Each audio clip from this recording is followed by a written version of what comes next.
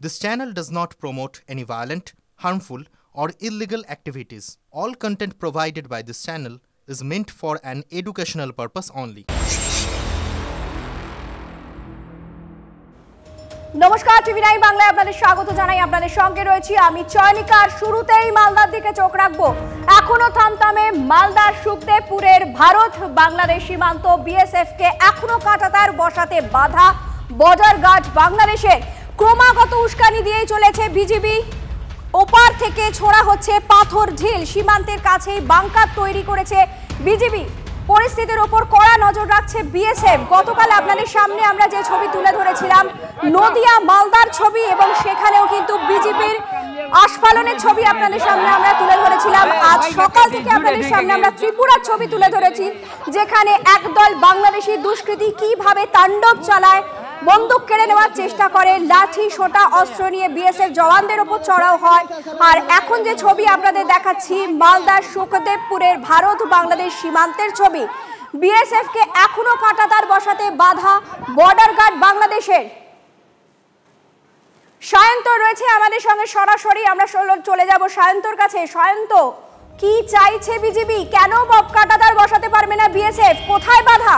কি বলছে তারা?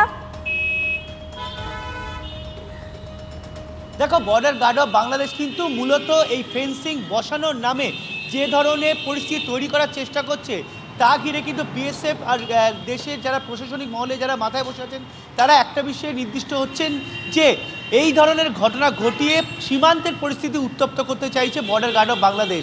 কারণ এই ধরনের প্ররোচনা যেভাবে দেওয়ার চেষ্টা হচ্ছে কৃষ্ণনগর, মুর্শিদাবাদ, মালদা বা ত্রিপুরা যে ঘটনা ঘটছে তা থেকে একটা বিষয় পরিষ্কার হচ্ছে যে বর্ডার গার্ড অফ বাংলাদেশের তরফে বা বাংলাদেশের রাজনৈতিক দলগুলির তরফে একটা প্ররোচনা আসছে। সেটা কিছুদিন ধরে তারা মৌখিকভাবে বিভিন্ন ওয়েবসাইটের মাধ্যমে দিচ্ছিল বা বিভিন্ন অডিও ক্লিপের মাধ্যমে দিচ্ছিল, এবার শারীরিকভাবে দিচ্ছে।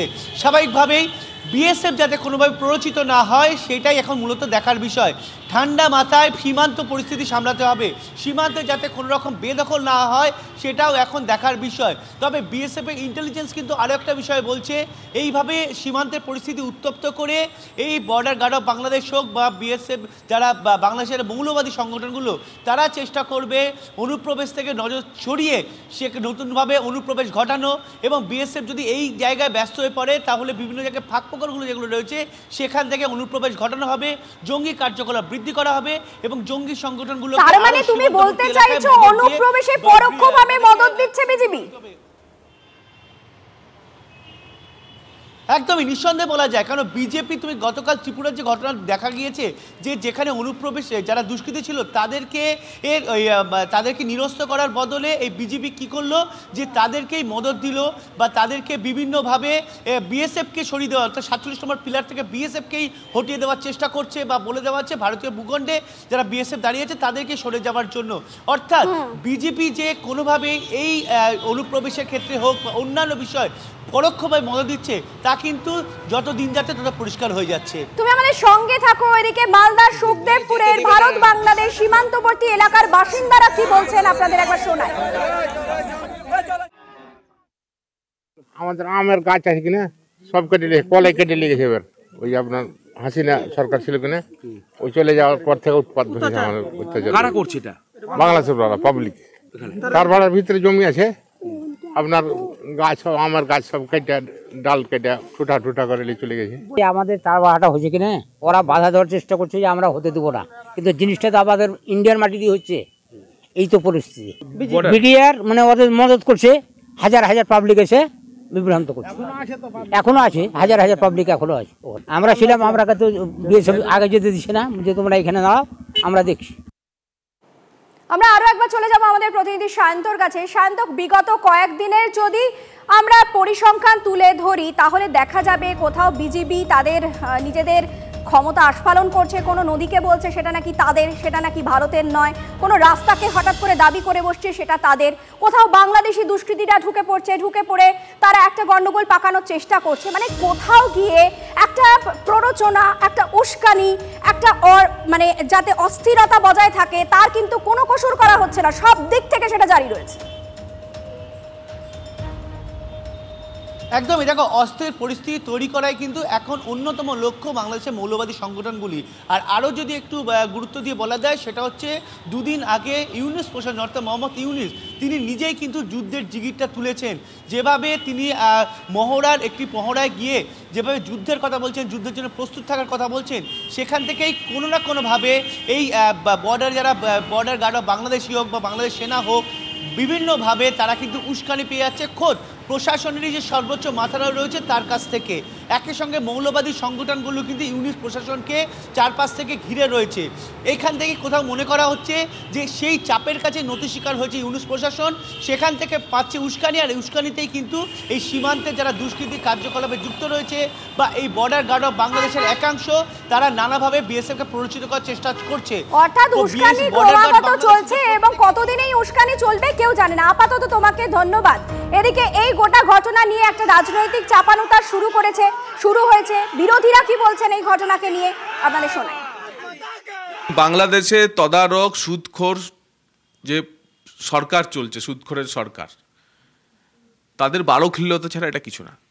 সীমান্তে শান্তি আছে বলেই সেনা নেই, আধা সেনা রয়েছে।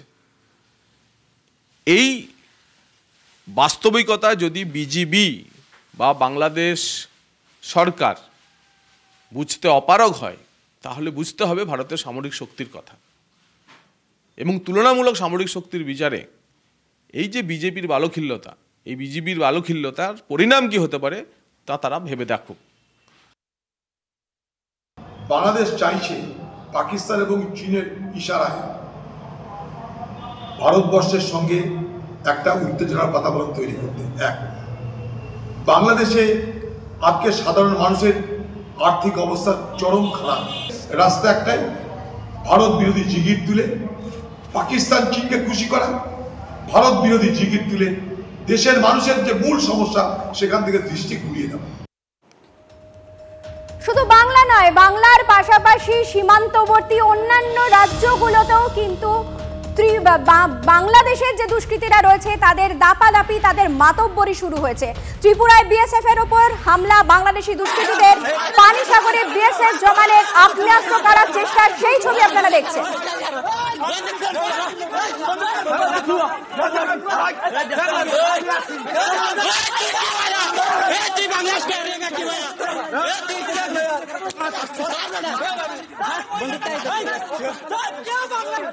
দেখুন কিভাবে একদল বাংলাদেশি দুষ্কৃতী বিএসএফ জওয়ানদের উপর চড়াও হচ্ছে। পানিসাগরের ছবি আপনারা দেখতে পাচ্ছেন, সেখানে জওয়ানদের আগ্নেয়াস্ত্র করার চেষ্টা চলছে। দুই বিএসএফ জওয়ানকে বাঁশ লাঠি নিয়ে আক্রমণের খবর আমাদের কাছে এসে পৌঁছচ্ছে। বারবার ভারতকে উত্তপ্ত করার চেষ্টা ব্যর্থ, তবু সেই চেষ্টা চালিয়ে যাওয়া হচ্ছে বিভিন্ন দিক থেকে। বারবার হামলা সত্ত্বেও মাথা উঁচু করে প্রতিরোধ করার চেষ্টা চালাচ্ছে বিএসএফ, কিন্তু তারা সতর্ক রয়েছে এবং তারা অত্যন্ত বুঝে পা ফেলছে।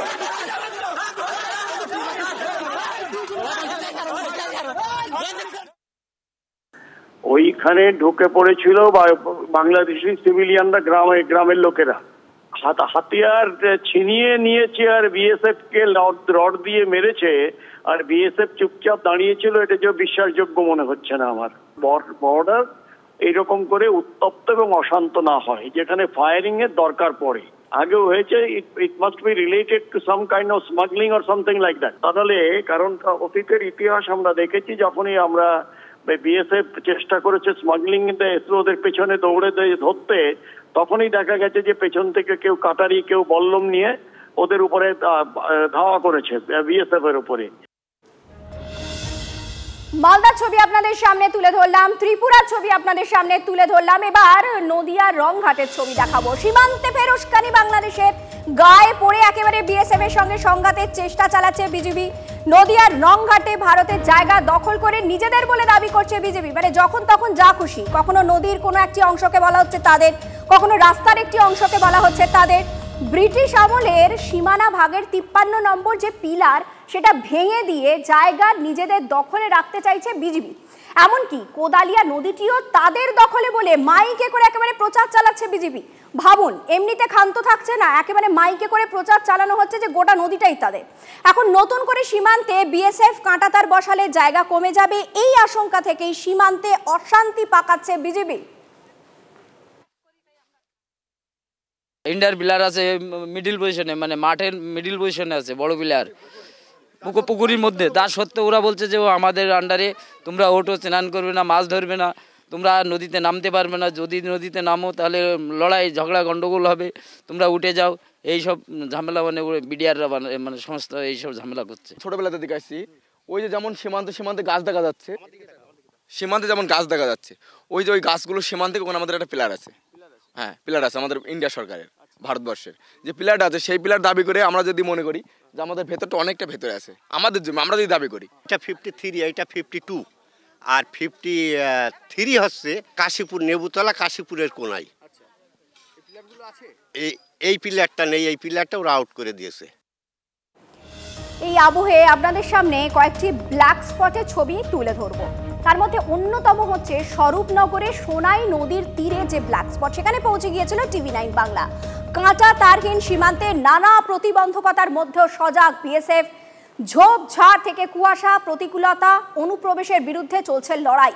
ওপার থেকে প্ররোচনা সত্ত্বেও চোয়াল চাপা সংগ্রাম বিএসএফ এর। নালার মতো সংকীর্ণ সোনাই নদীর ওপারে বাংলাদেশের সাতক্ষীরা জেলা। মৌলবাদীদের আঁতুর ঘর হিসেবে পরিচিত বাংলাদেশের এই সাতক্ষীরা নিষিদ্ধ সামগ্রী, মানব পাচারের করিডোর স্বরূপনগরের সোনাই নদী। বাংলাদেশের লাগাতার উস্কানির আবহে আতঙ্কে এপারের বাসিন্দারা।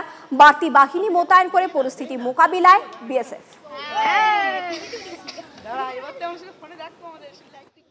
ভারত বাংলাদেশ সীমান্ত এবং সেই সীমান্ত মূলত ও নদীপথে কিভাবে টহল দেয় তা মূলত দেখাচ্ছে। এই বোটে টহল দেন ভারতীয় সীমান্তরক্ষী বাহিনীর কর্তারা। ঠিক উল্টো দিকেই রয়েছে বাংলাদেশ এবং মূলত বাংলাদেশের সাতক্ষীরার সেই জেলা কিভাবে নজরদারি চালানো হয়। অন্ধকার, একদিকে ফগ, অন্যদিকে নদী জলপথ সীমান্ত, সব মিলিয়ে অন্ধকারের মধ্যে একাধিক সংকটের মধ্যেই নজরদারি চালানো হয় ভারতীয় সীমান্তরক্ষী বাহিনীর তরফে। এবং দেখা যাচ্ছে বোটে দাঁড়িয়ে আছে ভারতীয় সীমান্তরক্ষী বাহিনীর কর্তারা এবং জওয়ানরা, তার মধ্যেই জঙ্গলের মধ্যে দাঁড়িয়ে অন্ধকার এলাকার মধ্যে থেকেই নজরদারি চালাচ্ছে।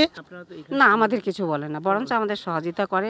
কিছু লাগলে আমরা বলি এটা নেব, কি ওটা নেব, দেয়। এমনি আপনারা তো রাতের অন্ধকারে থাকেন, উপর থেকে কেউ উপরে আসার চেষ্টা করে? এখান থেকে কেউ আসে না। আসতে পারে না না, কি সর্বদা ওরে বাবা সারা রাত ডিউটি করে, সারা রাত ডিউটি করে ওরা, একদম বসে নেই।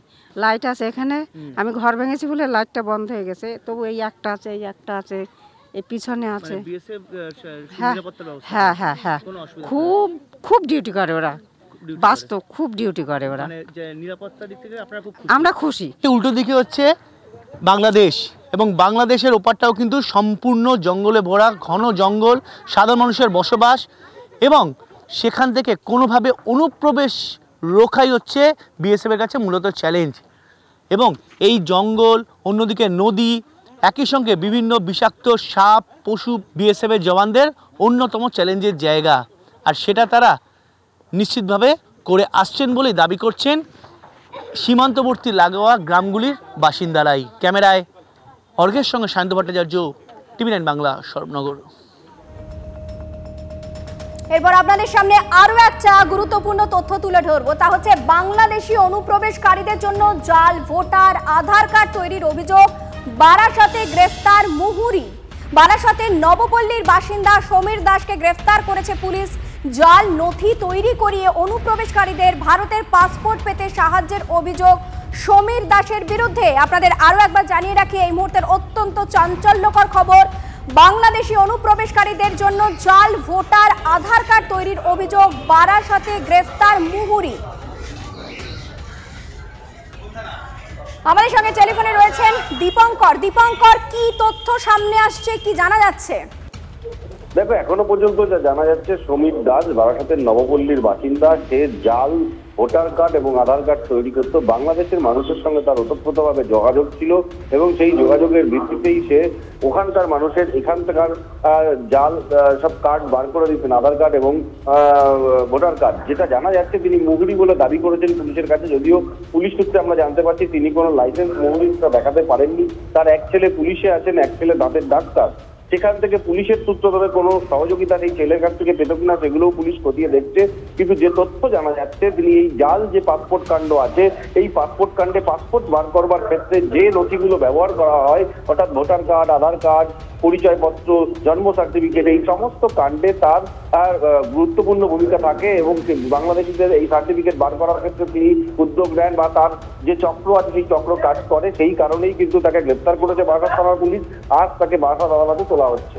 ধন্যবাদ দীপঙ্কর। কথা বলছিলাম আমাদের প্রতিনিধি দীপঙ্করের সঙ্গে।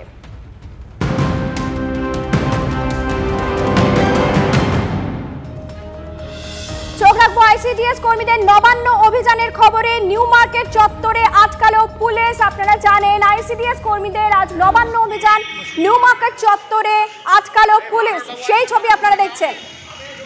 আধার কার্ডের সময় কি তৈরি করতেন আপনি? আধার কার্ডের সময় কি তৈরি করতেন? সরাসরি চলে যাব, আমাদের প্রতিনিধি সুজয় রয়েছে নিউ মার্কেট চত্বরে। সুজয়, কি ছবি উঠে আসছে?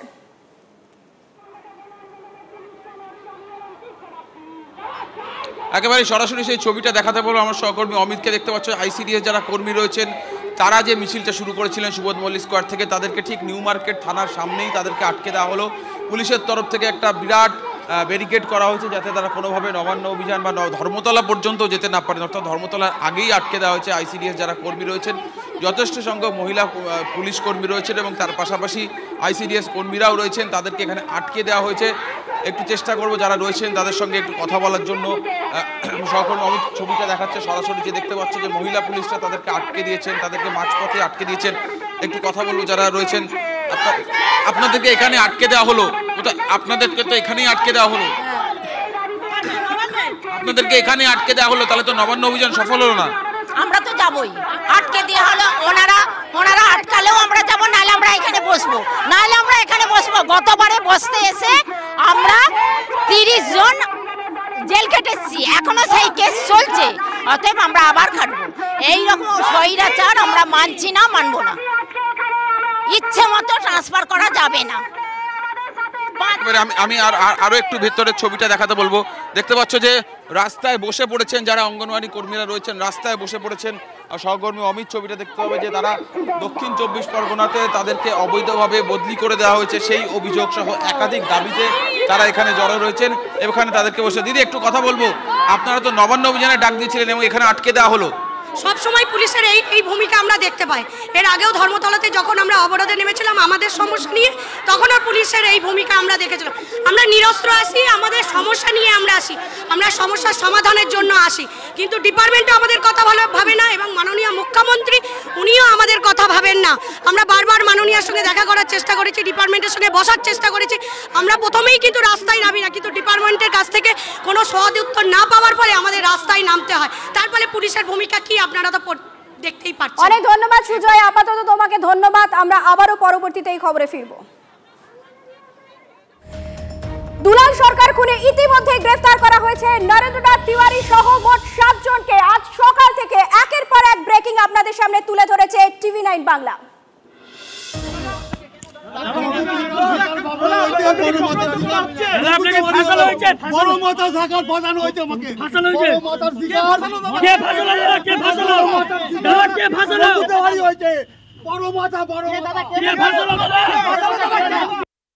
গতকাল থেকে দক্ষিণ 24 পরগনার কুলতলিতে বাঘকে কিভাবে জঙ্গলে ফেরত পাঠানো হচ্ছিল সেই ছবি আপনাদের সামনে আমরা তুলে ধরছিলাম। আপাতত বৈকুণ্ঠপুরে কেটেছে বাঘের ভয়, শেষ হয়েছে বাঘ বন্দি খেলা। সুন্দরবনের জঙ্গলে ফিরেছে বাঘ, এমনটাই দাবি বন দফতরের। আজ সকালে সরানো হয় ছাগলের চোখ, খাঁচা। সব মিলিয়ে কি ছবি উঠে আসছে জানতে চলে যাব আমার সহকর্মী শর্মিষ্ঠার কাছে। শর্মিষ্ঠা, তুমি একেবারে স্পটে রয়েছো, বন দফতরের কর্মীরা কি বলছেন? বাঘ কি তার নিজের জঙ্গলে ফিরে গেছে? দেখো, পুরোটাই অনুমানের উপর নির্ভর করতে হবে, কারণ যে বাঘ এসেছিল সেই বাঘের গলায় রেডিও কলার ছিল না, তাই বাঘ পুরোপুরি জঙ্গলে ফেরত গিয়েছে কিনা এইটা শুধুমাত্র অনুমান করা হচ্ছে বাঘের পায়ের ছাপ দেখে। কারণ যে বাঘ বেশ কয়েকদিন ধরে দক্ষিণ বৈকুণ্ঠপুর উত্তর বৈকুণ্ঠপুরের 2 থেকে 3 কিলোমিটার এলাকা রীতিমতো দাপিয়ে বেড়েছে রাতের বেলায় বা ভোরের বেলায়, সেই বাঘ জঙ্গলে ফিরে গিয়েছে এই কথা এলাকার মানুষ মনে করতে চাইছে না, বিশ্বাস করতে চাইছে না। কিন্তু বন দপ্তরের প্রশাসনের পক্ষ থেকে বলে দেওয়া হয়েছে ওই বাঘ জঙ্গলে ফিরে গিয়েছে এবং ইতিমধ্যে কিন্তু যে ফেন্সিং করে দেওয়া হয়েছিল, যে জাল দিয়ে পুরো এলাকা ঘিরে ফেলা হয়েছিল যাতে জনবসতি এলাকায় বাঘ না পৌঁছে যায়, সেই তার খোলার কাজও শুরু হয়ে গিয়েছে। সেটাই কিন্তু এলাকার মানুষের মধ্যে ভয়। তারা বলছে 2 থেকে 3 দিন তারা কাজে যেতে পারেনি, চাষের জমিতে তারা নামতে পারেনি, কারণ প্রায়শই ওই বাঘ যখন তাড়ানো হচ্ছে সে তার পেরিয়ে, সে জাল পেরিয়ে রীতিমতো চাষের জমিতে আসছে, তাই তারা চাষের জমিতে যেতে পারেনি। আজকে সেই তার খুলে নেওয়া হচ্ছে। আজকের রাতে যে আবার বাঘ আসবে না, এটা কে আশ্বাস দিতে পারে, কে শিওর করতে পারে যে আজকের রাতে বাঘ হামলা চালাবে না? কারণ এই গত কয়েকদিনের যদি একটুখানি বিষয়টা দেখা যায়, ডিসেম্বরে মাঝ বরাবর বেশ কয়েকদিন এসে এখানে এলাকায় ভুবনেশ্বরী গ্রামে এলাকায় এসে একটা গ্রাম দাপাদাপি করলো, সেই বাঘের হামলায় এক পড়ুয়া রীতিমতো আহত হয়েছিল। তারপরে আমরা খবর পেলাম, তার ঠিক আগে আমরা কি খবর পেলাম, যে ভুবনেশ্বরী গ্রামের ঠিক পাশের গ্রাম দক্ষিণ বৈকুণ্ঠপুর গ্রামের একজন মৎস্যজীবী, তিনি কাঁকড়া ধরতে গিয়ে, মাছ ধরতে গিয়ে বাঘের হামলায় মৃত্যুর ঘটনা ঘটলো। তারপর থেকে কিন্তু সেই বাঘের আসা যাওয়া, এই ঘটনা কিন্তু থামছে না। তাই এলাকার মানুষ তারা এখনো আতঙ্কে রয়েছেন, এখনো ভয়ে রয়েছেন, তারা একটা স্থায়ী সমাধান চাইছেন। তারা বলছেন যে জাল করে দেওয়া হচ্ছে, বন দপ্তরের কর্মীরা যখন বাঘের ভয় দেখা যাচ্ছে, যখন বন কর্মীরা এসে জাল করে দিচ্ছেন, সেই জালটা যদি স্থায়ীভাবে রাখা হয়, একটু যদি আলোর ব্যবস্থা করা হয়, তাহলে তাদের ভয় কিছুটা হলেও কমবে। একটা কথা বলে শেষ করতে পারি, বাঘবন্দি খেলা হয়তো সাময়িকভাবে শেষ হয়েছে, কিন্তু এলাকার মানুষের মধ্যে ভয়টা এখনো কমেনি।